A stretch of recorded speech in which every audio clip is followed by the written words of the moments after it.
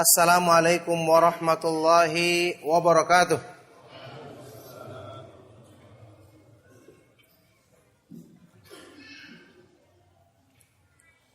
Innal hamdalillah nahmaduhu wa nasta'inuhu wa nastaghfiruh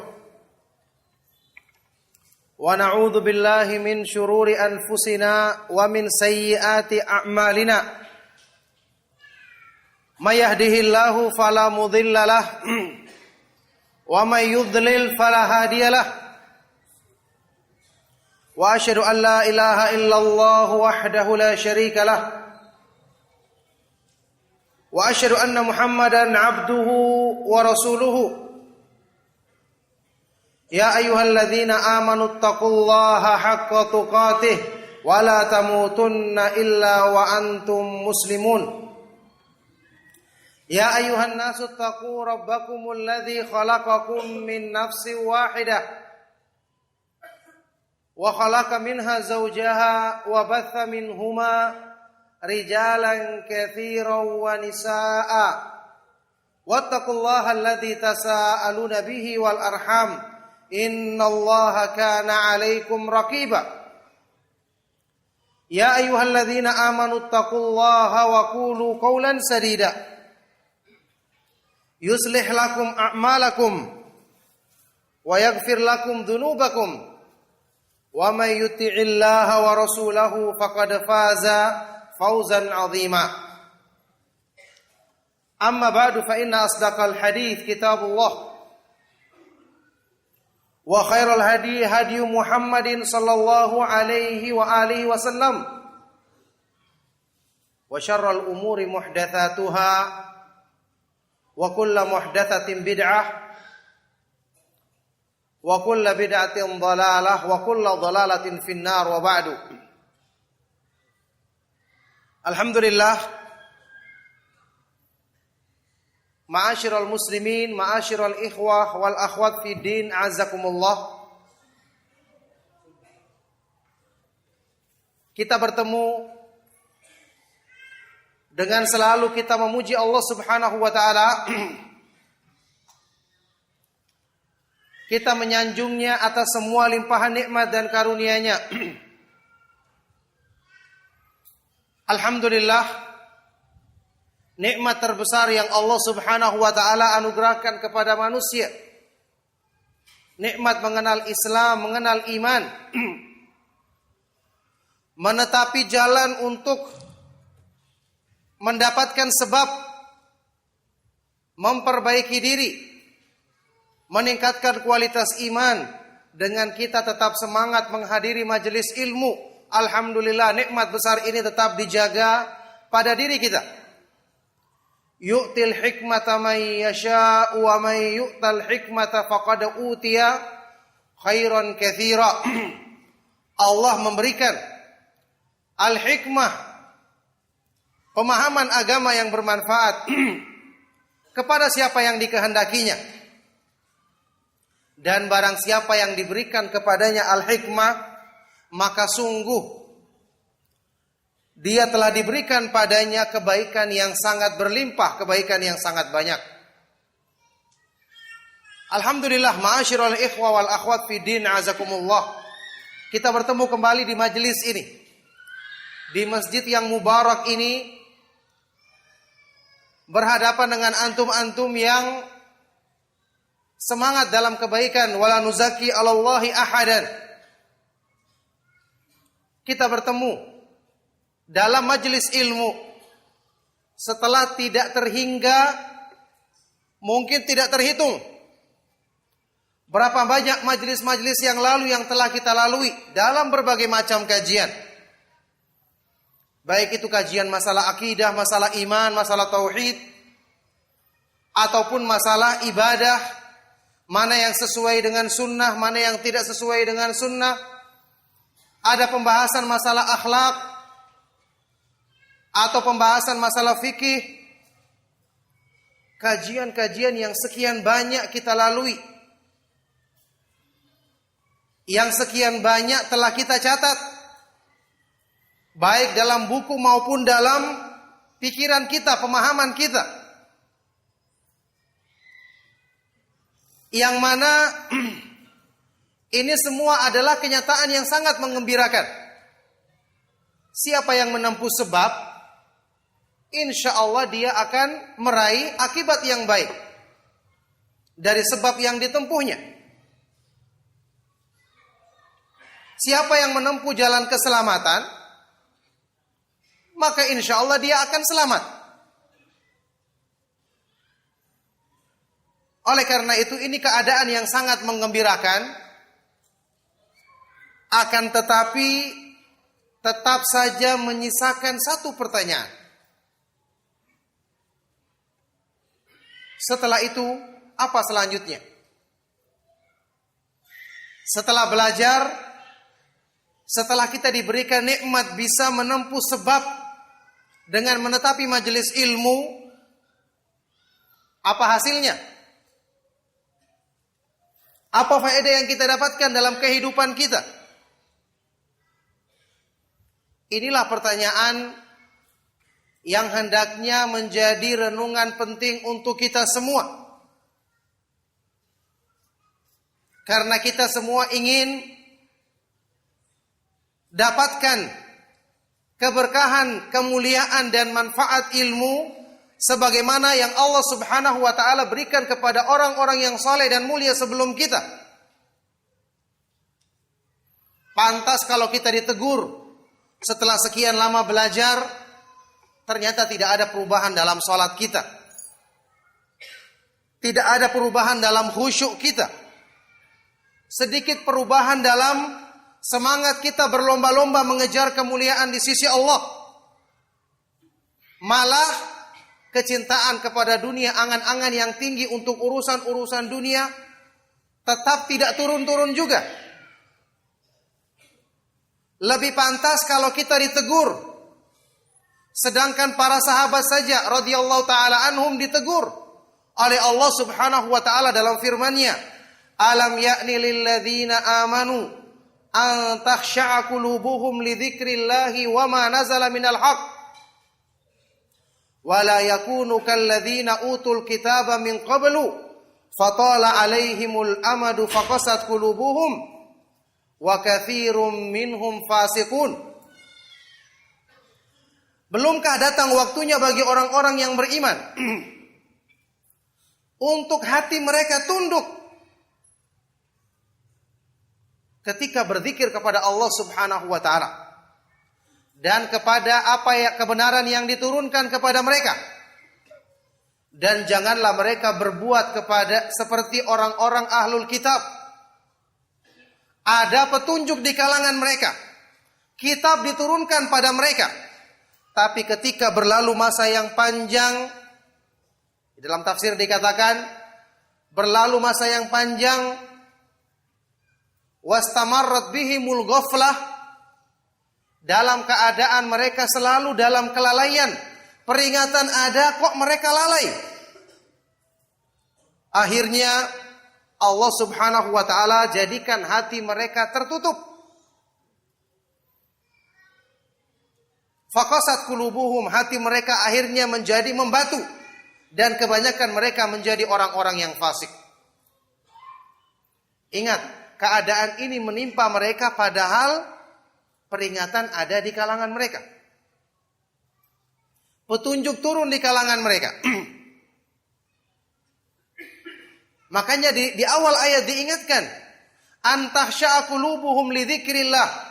Harusnya hati itu tunduk menjadi lunak, khusyuk ketika mendekatkan diri kepada Allah Subhanahu wa taala. Kalau hati tidak tunduk ketika mendekatkan diri kepada Allah, lantas kapan dia tunduknya? Kapan dia akan khusyuk? Ini teguran yang disampaikan kepada para sahabat radhiyallahu taala anhum ajma'in. Setelah mereka belajar Islam, berapa lama? 4 tahun. Seperti yang berapa kali saya nukilkan juga di majelis ini, ucapan Ibnu Mas'ud dalam Sahih Muslim ketika mengomentari ayat ini, "Maka baina islamina wa baina an atabanallahu bihadhil ayati illa 4 sinin." Tidak ada jarak antara masuk Islamnya kami Dan ketika Allah menurunkan teguran ini kepada kami, kecuali cuma 4 tahun saja. Kecuali cuma 4 tahun saja. Ma'asyiral ikhwa wal akhwat fid din azakumullah. Maksudnya di sini saya ingin mengajak kita berpikir.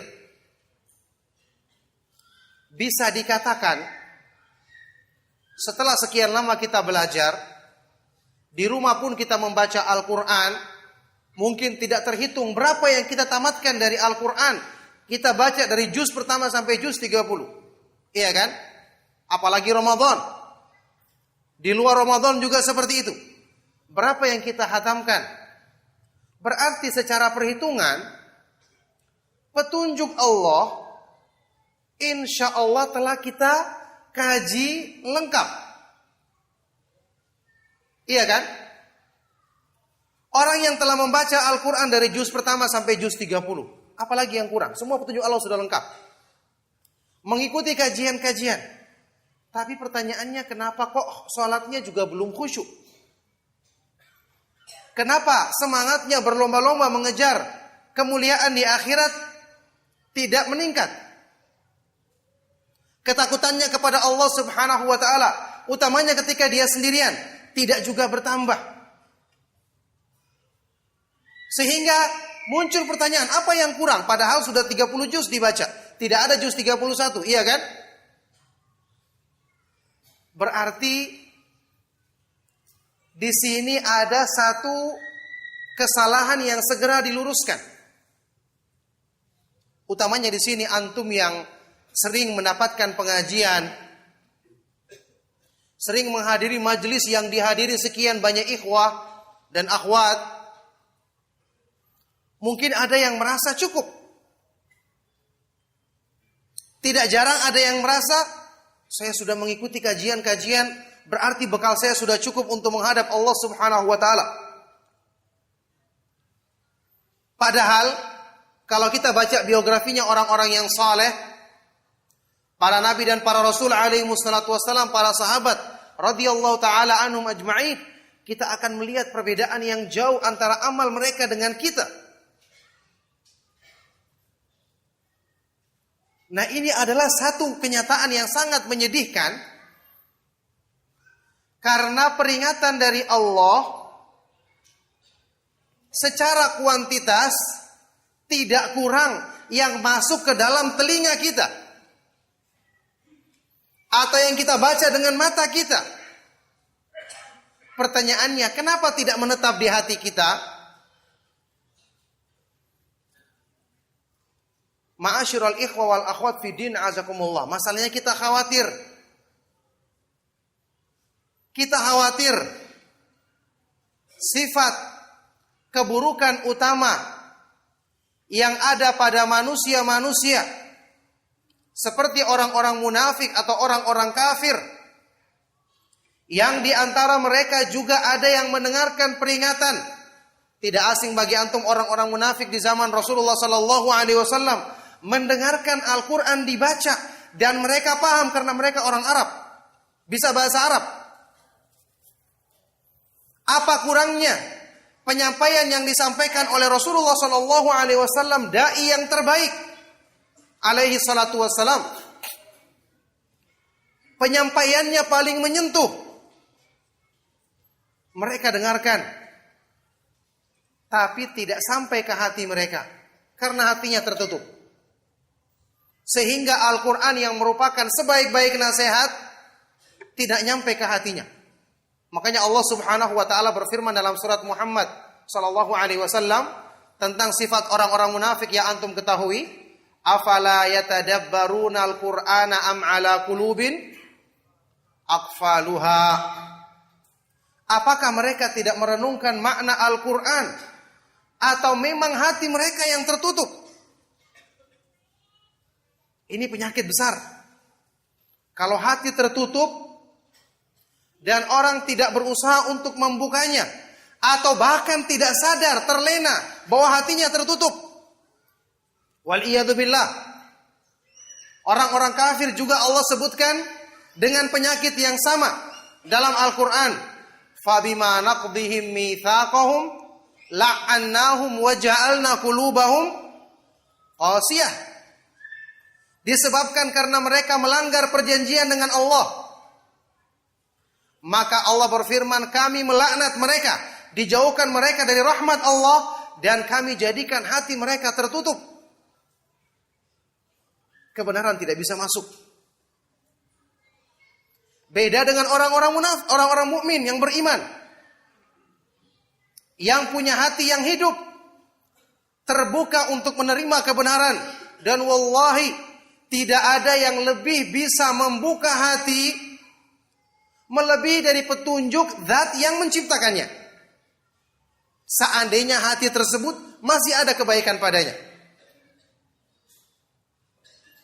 Orang-orang yang beriman, yang sifat mereka adalah, kita kenal semua. Innamal mu'minuna alladzina idza dzukirallahu wajilat qulubuhum wa idza tuliyat alaihim ayatuhu zadathum imanan wa ala rabbihim yatawakkalun. Hanyalah orang-orang yang beriman. Innama itu yufidu apa? Memberi faedah apa? Al-hasr, pembatasan, iya kan? Hanyalah. Selain ini berarti tidak. Hanyalah orang-orang yang beriman itu adalah orang ketika disebut nama Allah, hati mereka akan bergetar. Hati mereka akan tunduk. Sesuatu yang ditakuti dengan yakin membuat kita gemetar. Tapi kenapa ini hanya terjadi dalam urusan-urusan dunia? Ketakutan pada makhluk bisa membuat kita gemetar. Tapi ketakutan pada zat yang maha kuasa atas segala sesuatu, yang di tangannya lah segala yang kita butuhkan, tidak membuat kita bergetar ketika disebut namanya, dibacakan ayat-ayatnya. Idza dzukirallahu wajilat qulubuhum, ketika disebut nama Allah maka bergetarlah hati mereka. Wa idza tuliyat alaihim ayatuhu, dan ketika dibacakan kepada mereka ayat-ayat Allah bertambah iman mereka. Dan hanya kepada Allah Subhanahu wa taala semata-mata mereka bertawakal. Jadi di sini ma'asyiral ikhwa wal akhwat fid din azakumullah, permasalahan penting yang harus kita berhenti memikirkannya. Bukan karena kurang variasinya pengajian. Orang selalu mengatakan, saya ingin pengajian yang baru. Pengajian yang ada modifikasi baru. Mungkin orang-orang awam perlukan seperti itu. Karena mereka perlukan kalimat-kalimat yang dirangkai dengan baik meskipun intinya sama. Ya, selama ustadz sunnah yang mengajarkan, insya Allah intinya sama. Tapi antum-antum yang sudah mengikuti lama pengajian tidak akan menginginkan kebutuhan terbesarnya bukan masalah ini lagi. Justru pengajian yang lalu, apa yang berbekas pada diri kita? Apakah pernah kita mengulanginya? Bacaan Al-Quran kita, apakah kita pernah berhenti untuk merenungkan makna Al-Quran sehingga berbekas pada hati kita? Jadi kalau kita bahas masalah kebaikan dalam Islam itu tidak ada yang baru. Pembahasannya yaitu, tinggal kita kapan kita mulai mau merubah diri dengan yang itu tadi. Ingat, kita punya hati, tempat yang menampung segala kebaikan. Tidak kurang kita mendengarkan penjelasan tentang makna sabda Rasulullah sallallahu alaihi wasallam, at-taqwa hahuna, takwa terletak di sini, sambil beliau menunjuk ke dadanya 3 kali. Sabda Nabi sallallahu alaihi wasallam tentang hati, idza salahat salahal jasadu kullu wa idza fasadat fasadal jasadu kullu. Kalau hati itu baik, semua anggota badan baik. Kalau buruk, semua anggota badan buruk. Penjelasan dari para ulama tentang makna firman Allah Subhanahu wa taala, dzalika wa may yu'azzim sya'airallahi fa innaha min taqwal qulub. Yang demikian itu, maka barang siapa yang mengagungkan syiar-syiar Allah, perintah dan larangan Allah, maka itu timbulnya dari takwa yang terdapat dalam hatinya.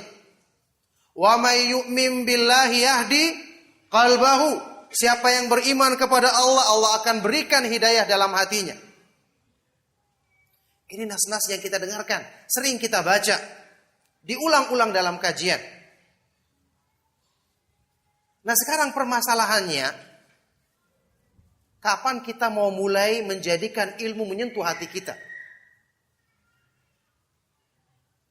Karena saat ini, kalau kita mau katakan orang-orang yang sudah mengikuti pengajian tapi tidak berubah ibadahnya, tidak berubah khusyuknya, masa kita katakan mereka orang munafik? Tidak mungkin kan? Belum ketahuan, belum jelas. Tapi kalau kita katakan juga mereka orang yang sempurna imannya, kok ciri-ciri orang yang beriman tidak nampak atau sedikit sekali yang nampak? Kalau antum masih ingat, kalau tidak salah saya pernah menukilkan ucapan Syekhul Islam Ibnu Taimiyah rahimahullah taala, mungkin di kajian kita yang terakhir yang saya bawakan di sini beberapa bulan yang lalu. Nukilan dari ucapan Syekhul Islam Ibnu Taimiyah rahimahullah taala tentang standar iman yang benar. Salah satu contoh standar iman yang benar. Sekedar standar saja tidak kita miliki, apalagi yang tinggi. Atau kebanyakan kita tidak miliki, mungkin saya yang tidak merasakannya. Semoga Allah Subhanahu wa taala memudahkan kebaikan untuk kita. Apa itu? Masalah merasakan kelezatan ketika beramal. Ibnu Taimiyah rahimahullah taala mengatakan, "Idza lam tajid lil amali halawatan fi qalbika fattahimhu." Kalau kamu tidak merasakan nikmat ketika beramal, amalan soleh, tidak ada rasanya apa-apa, lewat saja. Seperti rutinitas, tidak ada nikmat, tidak ada rasa tenang, tidak ada rasa damai, maka curigailah dirimu, kata beliau. Curigai amalmu. Ada yang tidak beres. Apa alasannya? Beliau berkata, fa inna rabba azza wa jalla syakur. Karena Allah itu adalah asyakur, maha bersyukur, berterima kasih, membalas kebaikan hamba dengan balasan yang lebih baik. Lihat orang yang berilmu, berdalil dengan sesuatu yang jelas. Antum tidak bisa protes. Karena ini nama Allah yang mesti kandungannya akan berlaku. Kalau betul kita mengamalkan amalan yang benar. Karena Allah itu maha bersyukur. Yakni makna dari nama Allah ini diantara penjabarannya adalah kata beliau, annahu la budda an yuthibal amila ala amalihi min halawatin yajiduha fi qalbihi wa tuma'ninatin wa insyirahin wa qurrati ain. Yaitu pasti Allah akan membalas orang yang mengamalkan satu amalan. Kalau benar amalnya, kalau benar imannya, pasti dia dapatkan balasan berupa apa? Rasa manis yang dirasakan dalam hatinya. Kemanisan dirasakan dalam hatinya. Kelapangan dada. Ketenangan, wa qurratu ain, kesejukan dalam jiwanya. Pasti ini merupakan balasan yang harus kita rasakan. Ini sudah ukuran standar. Fa haitsu lam yajid dzalika, kata beliau, maka barang siapa yang beramal tidak merasakan itu, berarti fa amaluhu madkhul, amalnya rusak, dijangkiti penyakit buruk, yang berarti dia tidak bisa merasa aman dengan kondisinya seperti ini. Kalau seandainya ajal menjemputnya, bagaimana dia akan menghadap Allah Subhanahu wa taala dengan kondisi seperti itu. Ma'asyiral ikhwa wal akhwat fid din azakumullah, kita perlu ditegur agar kita tidak merasa aman. Hati yang tertutup, antum sudah ketahui tadi, dibacakan apapun mental semua, iya kan? Sampai Al-Quran yang dibaca, sebaik-baik nasihat,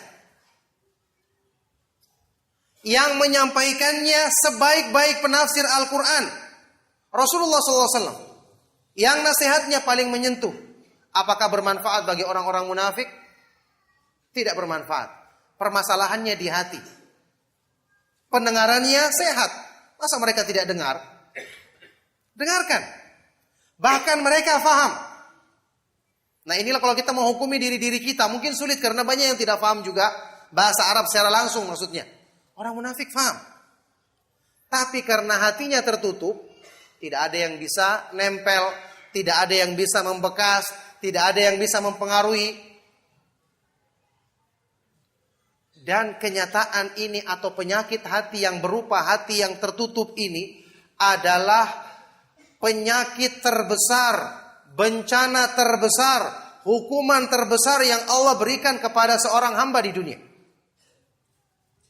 Bayangkan kalau kita tidak perhatian, padahal ini adalah penyakit musibah terbesar. Tidak ada satu musibah pun yang Allah timpakan pada seorang hamba melebihi hati yang tertutup, yang keras, tidak lunak ketika mendengarkan peringatan dari Allah Subhanahu wa taala. Makanya para ulama, Ibnu Qayyim rahimahullah taala mengungkapkan dan menukil pernyataan salah seorang ulama salaf yang mengatakan, "Ma duriba 'abdun bi'uqubatin a'dhama min qasawatil qulub." Min qasawatil qalb.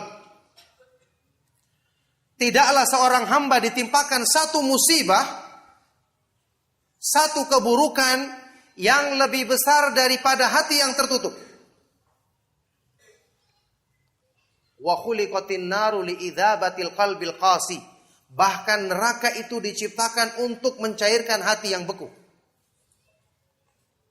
Maksudnya naudzubillahi min dzalik, kalau di dunia hatinya tidak bisa cair, tidak bisa lunak, dapatkan peringatan dari Allah, maka yang seperti ini tidak pantas mendapatkan kebaikan, maka butuh api neraka untuk mencairkannya. Wal iyadu billah.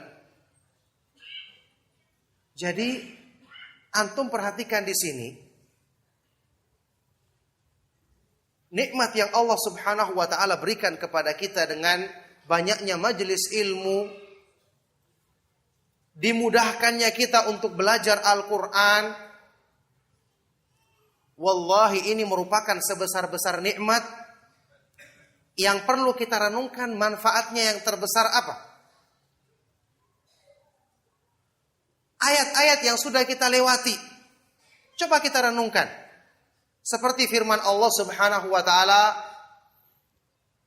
alladzina amanu wa tatma'innu qulubuhum bidzikrillah ala bidzikrillah tatma'innul qulub. Kita semua hafal. Padahal dikatakan oleh para ulama, ini adalah di antara ayat yang menjelaskan fungsi terbesar diturunkannya Al-Qur'an.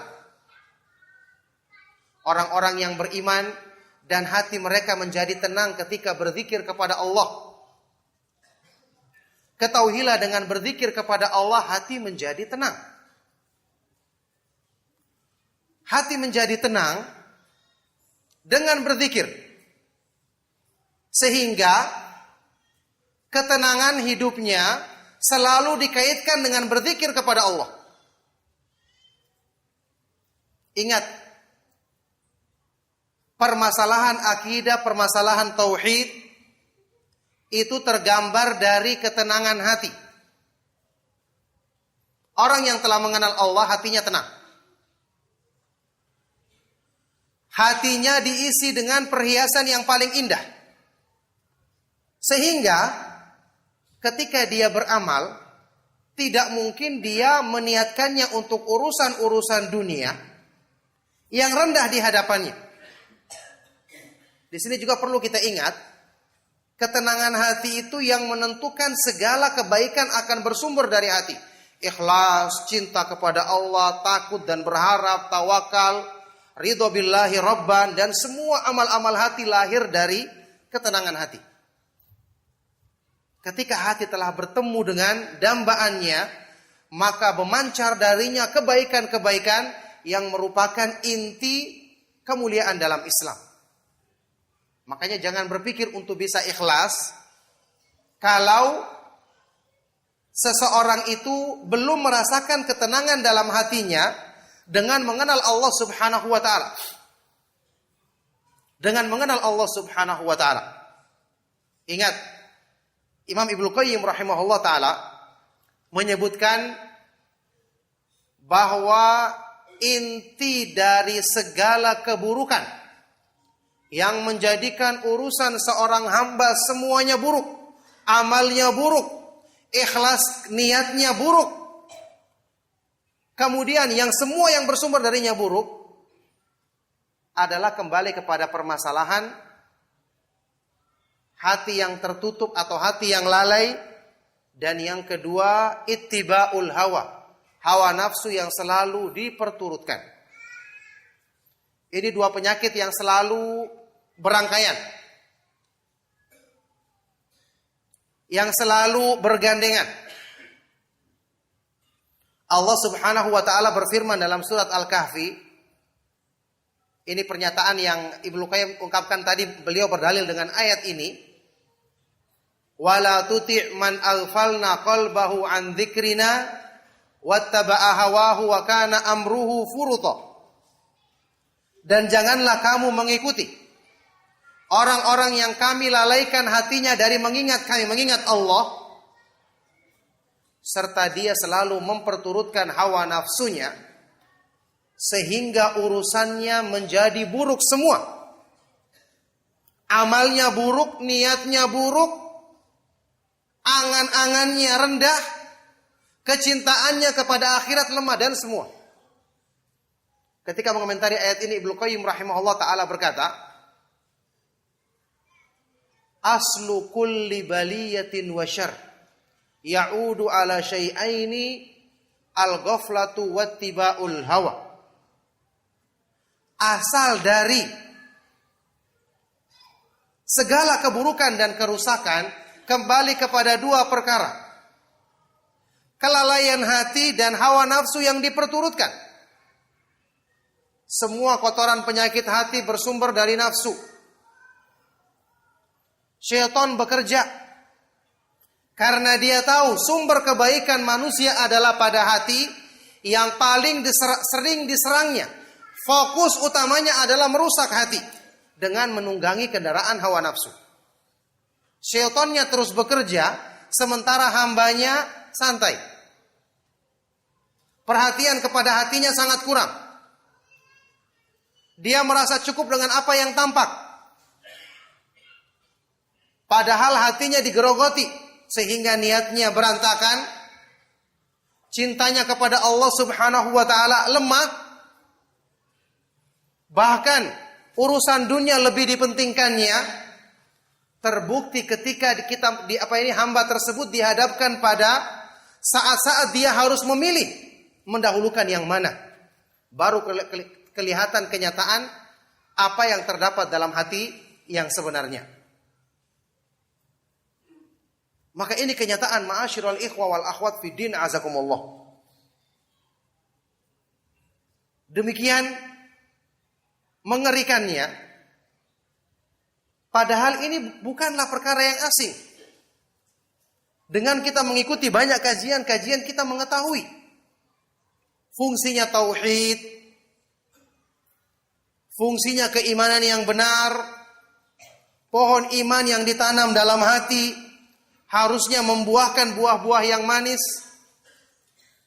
Tapi tadi, kelalaian hati, yang ini merupakan asal dari segala kelalaian. Ghaflatul qalbi, kelalaian hati. Yang kemudian akan muncul pertanyaan, bagaimana cara menghilangkan kelalaian hati?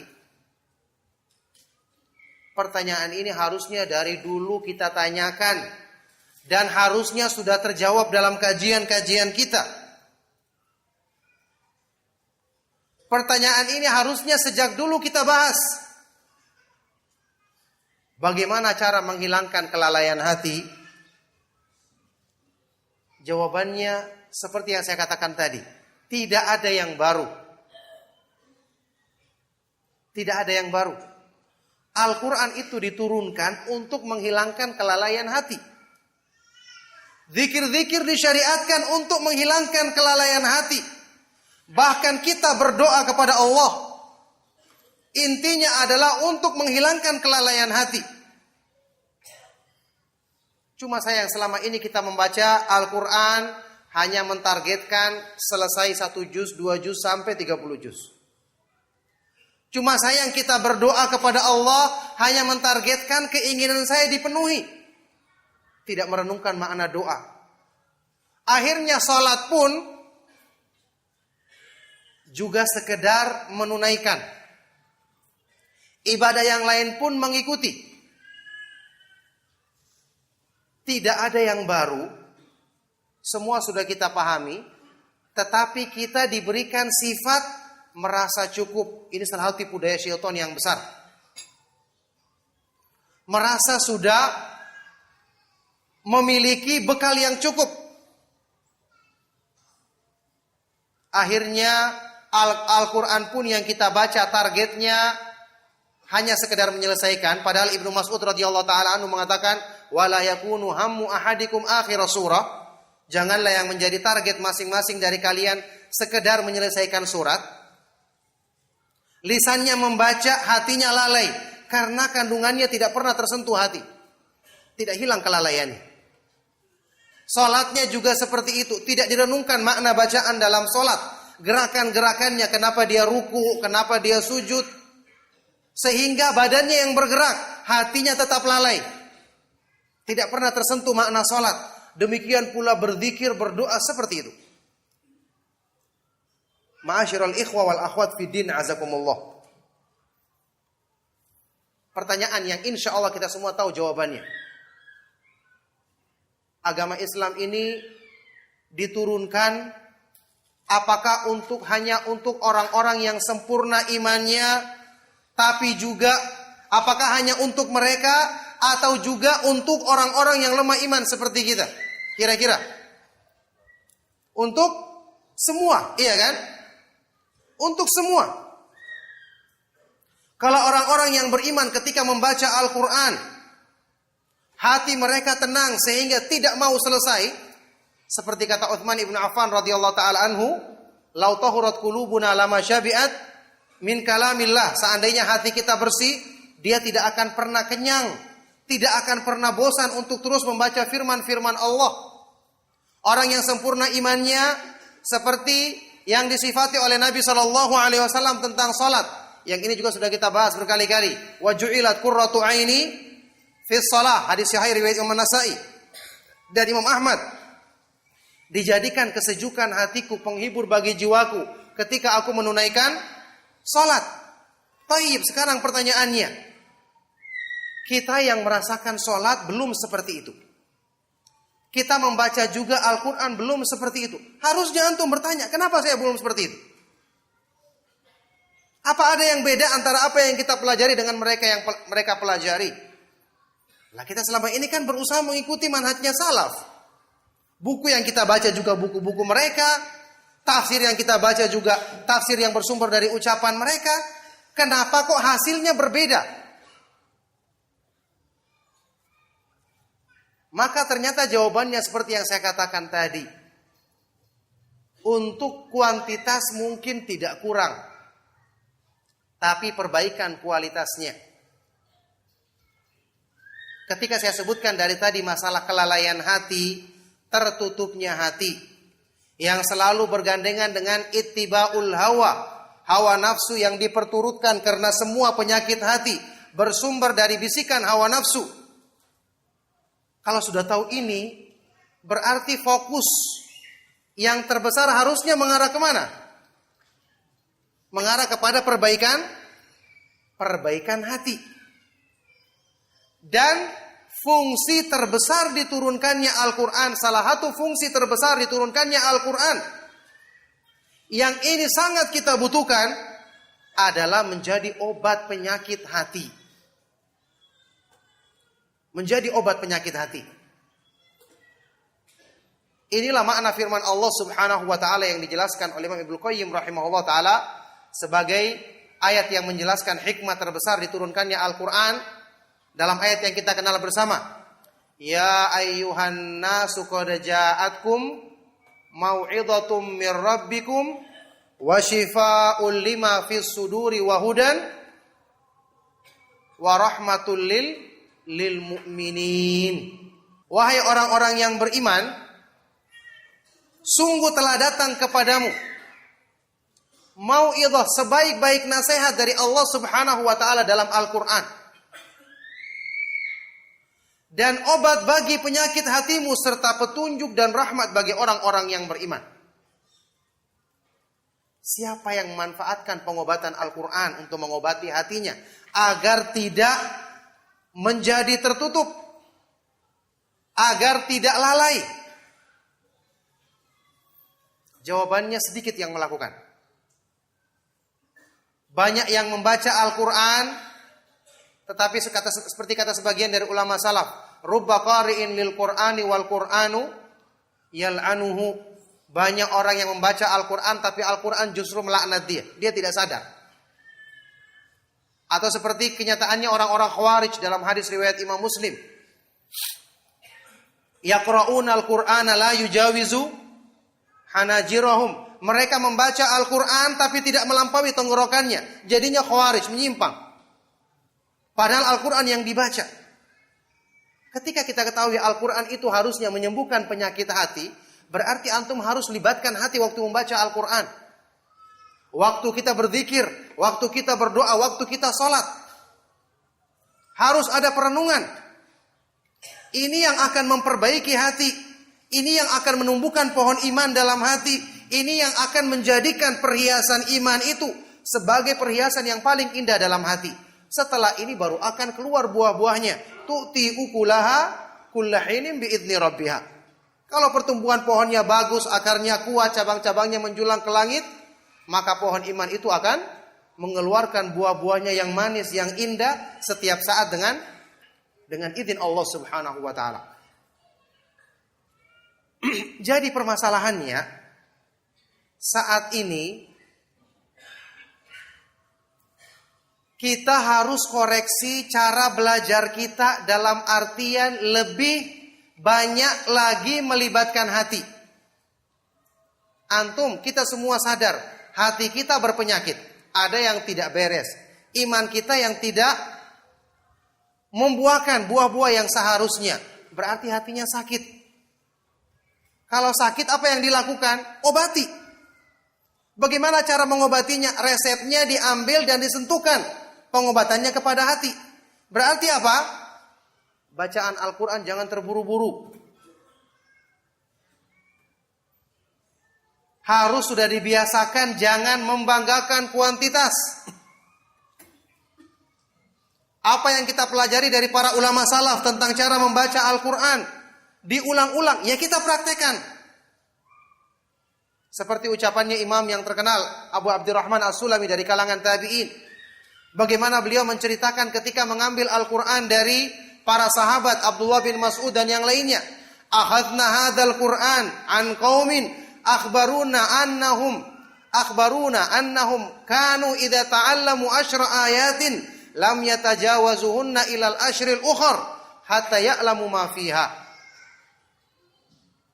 Kami mempelajari Al-Quran dari satu kaum yang mereka menceritakan kepada kami, yaitu para sahabat. Ini tabi'in yang bercerita, mempelajari dari para sahabat, bahwa dulunya mereka ketika belajar Al-Quran dari Nabi SAW, ketika mereka membaca 10 ayat, mereka tidak akan melampaui 10 ayat berikutnya, ke 10 ayat berikutnya sampai mereka pahami kandungannya. Belajar ilmu dan amal padanya. Makanya mereka tidak tergesa-gesa menghatamkan Al-Quran. Di awal-awal mereka belajar. Ini metode mereka dalam belajar. Kenapa harus pelan-pelan? Apakah para sahabat itu tidak paham bahasa Arab? Mereka yang paling fasih bahasa Arabnya. Apakah hati mereka demikian parah? Mereka yang paling bersih hatinya. Apakah mereka ilmunya tentang agama kurang? Mereka yang paling dalam ilmunya. Terus apa kurangnya? Tidak ada yang kurang. Memang begitu cara belajarnya. Supaya maknanya Al-Quran itu ada yang menetap, membekas di hati. Coba saat ini misalnya, surat Al-Fatihah. Kita baca setiap kita sholat. Sekarang pertanyaannya, siapa di antara kita yang saat ini, kalau ditanyakan kepadanya penjelasan makna, tafsir meskipun ringkas dari surat Al-Fatihah dari awal sampai akhir, yang dia kuasai saat ini? Bagaimana ayat yang kita baca setiap hari? Kenapa surat Al-Ikhlas yang dibaca oleh seorang sahabat karena dia mencintai kandungannya. Sampai Nabi SAW memberikan kabar gembira kepadanya. Akhbiruhu annallaha yuhibbuh. Sampaikan kepadanya bahwasanya Allah mencintainya. Surat Al-Ikhlas. Kita semua hafal. Karena dia mencintai kandungannya, memahami makna-makna nama-nama Allah Subhanahu wa taala yang maha indah di dalamnya, dia suka membacanya sehingga Allah mencintainya dengan sebab surat Al-Ikhlas. Coba bayangkan, kalau ini kita praktikkan dalam bacaan kita, ini baru sholat, ini baru berzikir atau membaca Al-Quran, belum nanti berzikir, belum nanti berdoa. Alangkah butuhnya hati kita untuk dihilangkan kelalaiannya, dihilangkan penutup hitamnya dengan cara yang mulia dan disyariatkan oleh Allah Subhanahu wa taala seperti ini. Makanya ketahuilah ayyuhal ikhwatu fid din azakumullah, semua ibadah yang disyariatkan dalam Islam, kata para ulama, tujuan terbesarnya adalah untuk menghilangkan kelalaian hati. Karena kelalaian hati kalau sudah hilang, kebenaran akan mudah masuk, sehingga ikhlas mudah dicapai, takut kepada Allah menjadi benar, pengharapannya menjadi benar, semua kebaikan-kebaikan lain akan timbul darinya. Semua ibadah disyariatkan tujuannya untuk menghilangkan kelalaian hati, menjadikan hati selalu ingat kepada Allah Subhanahu wa taala. Makanya coba antum lihat, ibadah-ibadah besar selalu dihubungkan dengan berzikir kepada Allah. Ya ayyuhalladzina amanu idza laqitum fi'atan fathbutu. Terus apa? Wadhkurullaha katsiran la'allakum tuflihun. Wahai orang-orang yang beriman, kalau kalian berjumpa dengan musuh di medan jihad, teguhkanlah dirimu. Dan apa setelah itu? Berzikirlah kepada Allah yang banyak, agar kamu beruntung. Kenapa zikir dihubungkan dengan jihad, dihubungkan dengan berzikir? Orang sedang sibuk berperang. Dihubungkan dengan zikir karena tujuan terbesar penegakan jihad adalah membuat hati tidak lalai dari mengingat Allah. Supaya dia berjihad, takutnya bukan pedangnya musuh, tetapi takutnya adalah kembali kepada Allah Subhanahu wa taala. Salat, ibadah yang terbesar. Disebutkan dalam Al-Qur'an, wa aqimis salata li dzikri. Dirikanlah salat untuk mengingatku. Bahkan dibandingkan tujuan yang lain, salat punya banyak tujuan dan hikmah. Menghapuskan dosa-dosa, termasuk wa aqimis shalah inna sholata tanha 'anil fahsya'i wal munkar. Dirikanlah salat, sesungguhnya salat mencegah dari perbuatan keji dan mungkar. Setelah itu apa? Wala dzikrullahi akbar, dan sungguh berzikir kepada Allah lebih besar. Berarti tujuannya mencegah, menghapuskan dosa-dosa, mencegah perbuatan keji dan mungkar, tapi tujuannya untuk berzikir kepada Allah lebih besar lagi. Tujuannya untuk menghilangkan kelalaian hati, ini yang paling besar. Makanya disebutkan wala dzikrullahi akbar. Ini penjelasan dari Syekhul Islam Ibnu Taimiyah rahimahullah taala, bahwa tujuan terbesar disyariatkannya salat adalah untuk memudahkan hati kita selalu mengingat Allah. Makanya ketika orang bertanya, Ustadz bagaimana caranya supaya khusyuk dalam sholat? Jawabannya, caranya adalah sholat itu sendiri. Sholat itu sendiri. Bagaimana antum melaksanakan sholat? Ketika antum melaksanakan sholat, sekedar melaksanakan, hatinya tidak terlibat, hanya gerakan anggota badannya, sama seperti sholatnya orang-orang munafik. Apa ini? Wa idza qamu ila sholati qamu kusala yura'una an-nasa wa la yadhkuruna Allah illa qalila. Tidak ada zikir kepada Allah dalam salatnya. Hatinya lalai. Kenapa? Dia tidak merenungkan bacaan salatnya, gerakan-gerakannya. Ketika dia sujud, apa makna sujud yang dilakukannya? Asalnya memang hatinya tidak ada pengagungan kepada Allah, karena dia tidak mengenal nama-namanya yang maha indah, sifat-sifatnya yang maha sempurna. Makanya ma'asyiral ikhwa wal akhwat fid din azakumullah, ini sudah harus kita mulai pembenahan tersebut. Jangan cuma ditampung dalam memori kita, hanya catat dalam buku kita, tapi tidak kita ulangi, tidak kita praktekkan. Apa yang saya pernah jelaskan dan juga antum dengarkan penjelasan dari para ustadz, hafizahumullah ta'ala, ustadz sunnah yang menjelaskan tentang iman. Harus dimulai dari mengenalkan hati kepada Rabbnya. Karena kelalaian hati yang paling besar, yang menjadikan dia tidak tahu arahnya, tidak tahu cara memperbaiki dirinya, adalah ketika dia tidak mengenal Rabbnya. Wala takunu kalladzina nasullaha fa'ansahum anfusahum ulaika humul fasiqun. Dan janganlah kamu berbuat seperti orang-orang yang lalai dari mengenal Allah, mengingat Allah, maka Allah jadikan dia lupa kepada dirinya sendiri. Orang lupa diri, tidak tahu arahnya, tidak tahu perbaikannya, bahkan tidak sadar kesalahan dirinya. Jangan jadi seperti orang ini. Mereka lah orang-orang yang fasik. Jadi antum sudah harus mulai, kita semua sudah harus mulai belajar ilmu yang paling agung dalam Islam secara mutlak, yaitu mengenal makna kemahaindahan nama-nama Allah, kesempurnaan sifat-sifatnya. Ini adalah inti daripada tauhid, landasan utama keimanan, cara agar hati mengenal dan mencintai Rabbnya. Man arafallaha bi asma'ihi wa sifatihi wa af'alihi ahabbahu la mahalata. Kata Ibnu Qayyim rahimahullah ta'ala. Barang siapa yang mengenal Allah dengan nama-namanya yang maha indah, sifat-sifatnya yang maha sempurna, dan perbuatan-perbuatannya yang maha terpuji, maka dia pasti akan mencintai Allah. Harus mulai. Kemudian waktu membaca Al-Quran, kita harus sudah mulai membuka, yang tidak bisa bahasa Arab, terjemahannya mungkin minimal itu yang diusahakannya.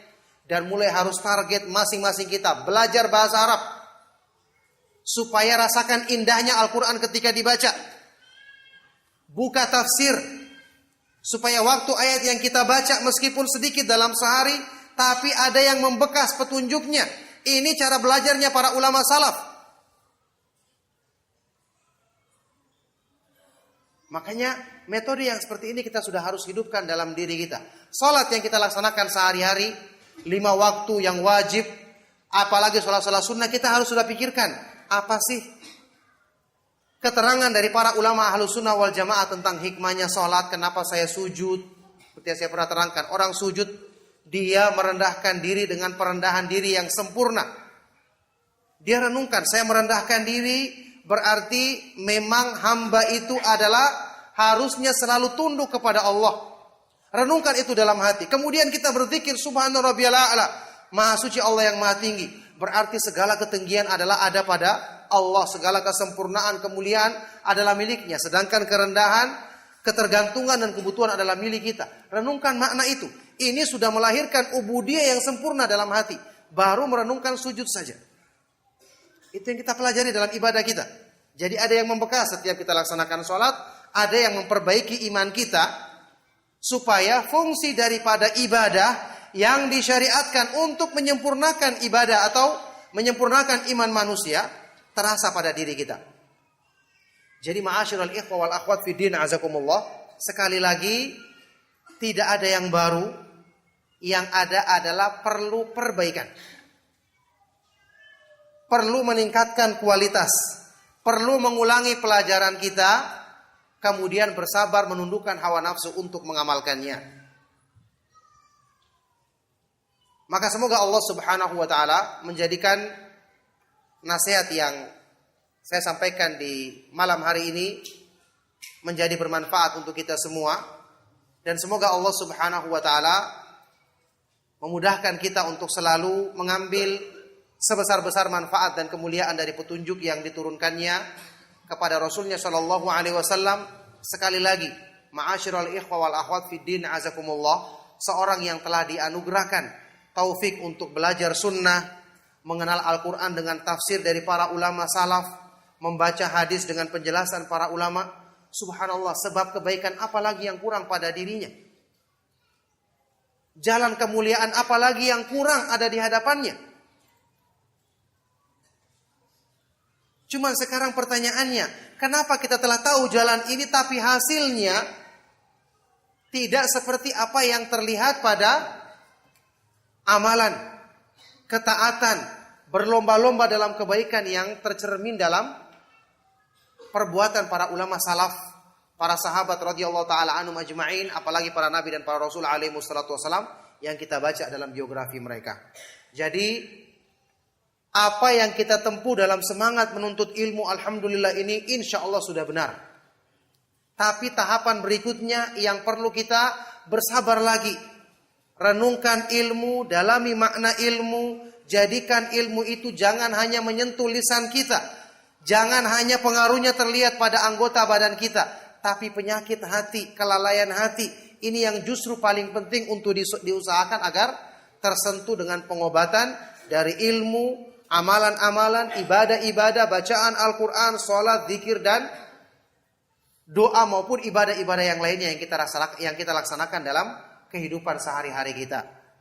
Maka semoga Allah Subhanahu wa taala menjadikan kita semua dimudahkan untuk senantiasa mendapatkan ilmu yang bermanfaat, yang mewariskan amalan soleh, dan sebaik-baik manfaat daripada ilmu adalah manfaat untuk memperbaiki keadaan hati kita agar hilang kelalaiannya, terbuka penutupnya, sehingga kebenaran mudah masuk dan memberikan pengaruh kebaikan pada semua anggota badan manusia dengan izin Allah Subhanahu wa taala. Demikianlah, semua kajian kita bermanfaat. Mohon maaf jika ada kata-kata yang salah dan kurang berkenan. Kita cukupkan ya azan dulu, kemudian kita tanya jawab setelah itu. Sallallahu wasallam wa baraka ala nabiyina Muhammadin wa ala alihi wa sahbihi wa man tabi'ahum bi ihsanin ila yaumiddin wa akhiru da'wana alhamdulillahi rabbil alamin. Bagaimana hukum menghajar orang awam karena agamanya tapi dia masih melaksanakan sholat yang wajib atau rukun Islam? Apa faedah yang antum mendapatkan dengan memboikot dia, menghajar dia? Kalau tidak ada faedahnya, lebih baik didekati, dinasihati. Ketika orang melakukan hajar, memboikot, itu dia harus pertimbangkan kebaikan bagi orang yang dihajar atau kebaikan yang didapatkan dengan dirinya atau orang di sekitarnya. Karena hajar dan tahdir itu kayak obat. Kalau berlebihan akan overdosis, membunuh. Kalau kurang maka tidak akan bermanfaat. Makanya harusnya dilihat setelah kita praktekkan apa manfaat yang didapatkan. Jangan-jangan dia semakin jauh dari nasihat. Dengan antum terus dekati dia meskipun dia mungkin ada kekurangan, tetap antum sampaikan nasihat. Mungkin akan terpengaruh hatinya satu saat. Tapi kalau antum jauhi, tidak ada yang nasihati dia, mungkin dia tambah parah nantinya. Nah, bagaimana menghilangkan keraguan-raguan dalam beribadah, terutama ketika mengamalkan salat Isra dan duha terus menerus yang didoifkan? Siapa yang mengatakan didoifkan?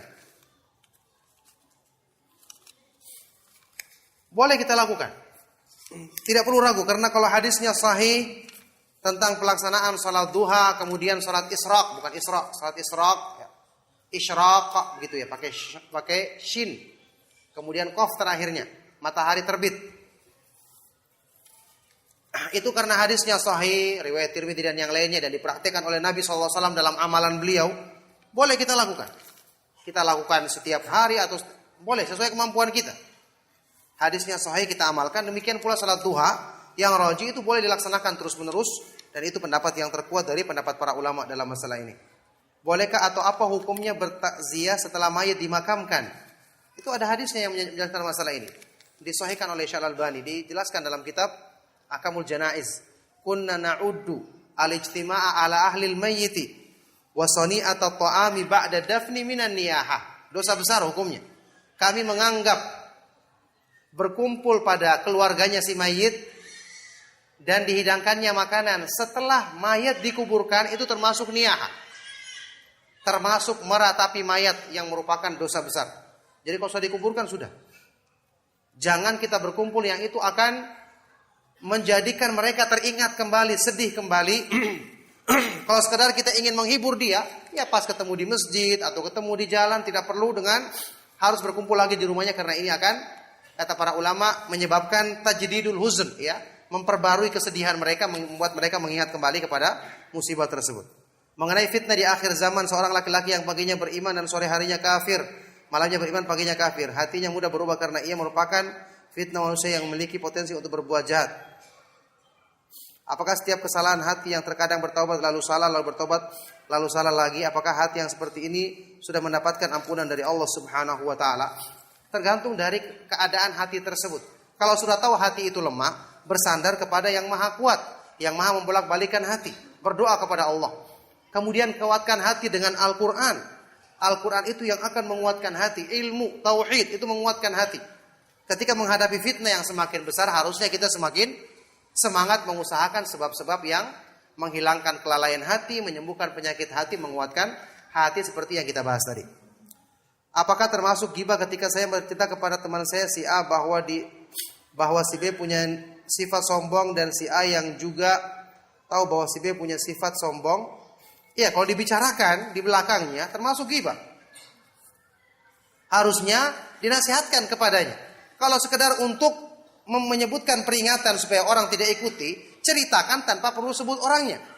Ada orang yang begini, ini kesombongan, jangan sampai kamu ikut. Misalnya begitu, tanpa perlu disebutkan orangnya secara tertentu. Berapakah banyaknya tangan Allah? Pertanyaannya kurang pantas. Ya. Disebutkan dalam hadis yang sahih riwayat Muslim, wakil tayadaihi yaminun. Dan kedua tangan Allah itu kanan. Karena sifat-sifatnya semua sempurna. Tidak seperti sifat yang ada pada diri manusia. Makanya disebutkan, ketika disebutkan dalam riwayat Imam Muslim, disebutkan ada kesan lafaz yang menyebutkan tangan kiri itu didudukan oleh para ulama bahwa lafaz yang lebih kuat adalah wabiyadihil ukhra, di tangannya yang lain. Jadi kedua tangan Allah Subhanahu wa taala itu kanan karena semuanya sifat-sifat kemuliaan dan tentu tidak bisa dikiaskan dengan apa yang ada pada makhluk. Jadi Allah Subhanahu wa taala memiliki dua tangan. Al-yad, yadani. Apakah Allah mempunyai tangan? Itu dia. Sudah saya jawab tadi. Jadi kata-kata biyadihi shimal itu ini lafaz yang syadz, yang lebih kuat adalah wabiyadihil ukhra, di tangannya yang lain. Nah, ada pertanyaan, Ustaz, ana telah beristri tapi hati ana sering memikirkan wanita lain. Allahu musta'an. Apa kiat untuk menghindarinya? Kiat untuk menghindarinya, jangan pikirkan wanita lain. Ya, yang ini biar antum menikah sampai 4 pun kalau masih begitu ya tidak akan hilang-hilang penyakit ini. Karena ini berhubungan dengan penyakit hati, ya, berhubungan dengan penyakit hati, memikirkan sesuatu yang tidak halal baginya, ya. Makanya disibukkan dengan banyak berzikir kepada Allah Subhanahu wa taala, berdoa kepada Allah agar dihindarkan dari fitnah wanita yang nampak maupun yang tersembunyi. Ana belum paham bagaimana cara kita melakukan rukun yang terlupa dalam salat seperti tasyahud awal. Jika kita lupa, bagaimana kita melakukannya untuk menyempurnakan salat? Tolong dijelaskan. Kalau itu yang ditinggalkan wajib karena lupa, namanya juga sujud sahwi, ya. Berarti lupa. Kalau ditinggalkan karena lupa dan itu adalah kewajiban bukan rukun. Pertama, kalau rukun berarti harus dikerjakan. Ada orang yang lupa satu ruku, berarti ingatnya setelah itu, berarti dia tambah 1 rakaat lagi. Karena rukun ini menggugurkan 1 rakaat tersebut. Tambah 1 rakaat lagi. Kalau lupa itu sujud 1 sujud, lupa misalnya ruku, ya, ditambah 1 rakaat lagi. Kalau yang lupa seperti tadi tasyahud awal, yang menurut pendapat yang kuat dia adalah termasuk kewajiban sholat, maka cukup dilakukan dengan sujud sahwi. Ditambah dengan sujud sahwi, jadi setelah selesai kita membaca tahiyat akhir, ya, membaca semua bacaan di tahiyat. Sebelum kita salam, kita sujud sahwi 2 kali, kemudian salam. Maka itu cukup untuk menambal kekurangan dari tahiyat awal yang tidak kita laksanakan tadi. Seperti yang dicontohkan dalam sunnah Rasulullah Sallallahu Alaihi Wasallam. Nah, saya pernah mendengar Ustaz berceramah bahwa salah satu agar khusyuk dalam sholat adalah membaca surat Al-Ikhlas sebelum takbir. Aduh, antum dengar dari mana ini? Mungkin bukan saya itu, mungkin jin itu ya, yang menyamar jadi anak itu. Anak nggak pernah bilang seperti ini. Jadi yang saya pernah jelaskan waktu membahas surat Al-Ikhlas adalah surat Al-Ikhlas itu sesuai dengan namanya, dia memudahkan kita untuk ikhlas. Jadi kalau kita baca dan renungkan akan memudahkan kita untuk ikhlas. Itu yang saya pernah jelaskan karena memang salah satu di antara makna dari makna Al-Ikhlas diartikan mengikhlaskan niat. Ada juga yang mengartikannya ikhlas itu dari mengkhususkannya untuk Allah karena hanya berisi nama-nama dan sifat-sifat Allah. Adapun untuk seperti ini tidak pernah saya katakan. Nah, apa maksud al-qaza dan hukumnya qaza? Qaza itu menggundul rambut sebagian dan menumbuhkan sebagian, seperti cukur perwira. Cukur model tentara itu ya. Hilang sebagian, ada yang gundul, ada yang tumbuh. Jadi tidak mesti kalau kita cukur rambut ada yang pendek sebagian, ada yang penting tidak hilang, itu tidak termasuk qaza.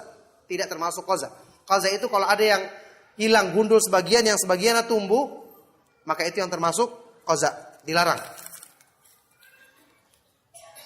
Apakah seorang yang ketika marah masih sering berkata kasar menandakan imannya masih buruk? Lalu apa penyebabnya? Padahal orang tersebut tidak pernah meninggalkan sholat serta mengikuti kajian. Yaitu kurangnya dia merenungkan makna iman dari kajian yang diikutinya. Harusnya kalau dia marah, dia berlindung kepada Allah. Karena ada hadisnya sahih yang menyebutkan kita ta'awud ketika sedang marah, supaya syaitan tidak menjadikan kita lebih terbakar lagi dengan kemarahan tersebut sehingga kita melanggar perintah Allah.